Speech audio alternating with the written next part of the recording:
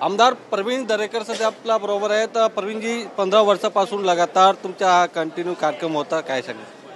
नाही, मला वाटतं मी इथल्या आमच्या सर्व रहिवाशांचा मनापासून अभिनंदन करेन, आभार व्यक्त करेन।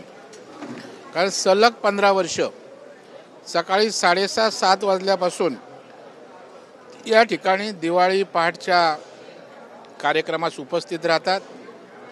प्रकाश दरेकर, सावरकर नगर रहिवासी संघ आणि आमचे सगळे भाजपचे कार्यकर्ते अत्यंत मनापासून दिवाळी पहाटचा कार्यक्रम त्या ठिकाणी आयोजित करतो। सांस्कृतिक कार्यक्रम असतो।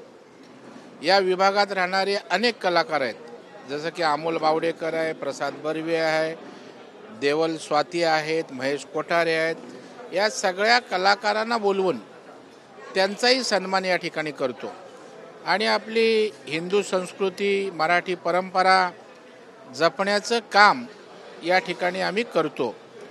आणि त्याच्यामुळे दिवाळी पहाट हा मराठी माणसांचा, हिंदूंचा एक अभिमानाचा असा क्षण असतो।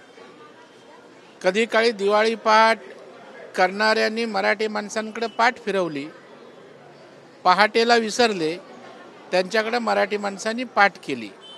परंतु आम्ही कुठेही असो, कसेही असो, दिवाळी पहाट आणि सांस्कृतिक कार्यक्रम हे सतत या ठिकाणी आमचे होत असतात आणि इथल्या लोकांसाठी एक वेगळी दिवाळीची मेजवानी सांस्कृतिक कार्यक्रमाच्या निमित्तानं चांगले सिंगर आणून, कलाकार आणून आम्ही देत असतो आणि खऱ्या अर्थानं अंधारातून प्रकाशाकडे जाण्यासाठी एक वेगळी ऊर्जा आणि एक उमंग या ठिकाणी इथल्या रहिवाशांना मिळतो।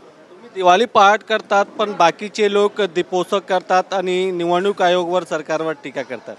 नाही, त्यांच्या भूमिकाच तकलादू आहेत। एका बाजूला ज्या पवारसाहेबांसोबत मांडीला मांडी लावून बसायचं, ते पवारसाहेब सांगतात काळी दिवाळी साजरी करा, त्यांचे कार्यकर्ते काळी दिवाळी करतात आणि उद्धवजी ठाकरे साहेब इकडे दीपोत्सवाचं उद्घाटन करतात। त्याच्यामुळे एकत्र राहून पण एकत्र विचार नाही, अशी यांची हालत आहे। बच्चू कडू यांनी सरकारवर टीका केली आहे। त्यांनी सांगितले आहेत की हे सरकार डुक्करसारखं आहे, एखादा आमदारांना कापून टाका आत्महत्या केल्यापेक्षा।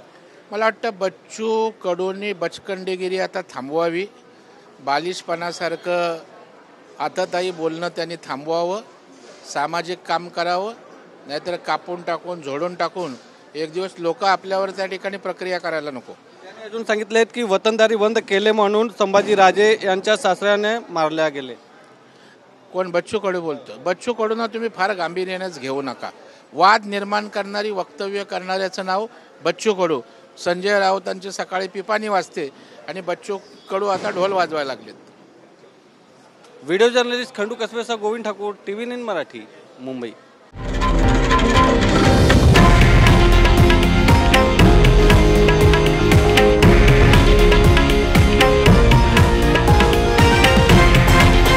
हे आहे देशातील नंबर 1 न्यूज नेटवर्क आणि आपण पाहत आहात TV9 मराठी, एकमेव।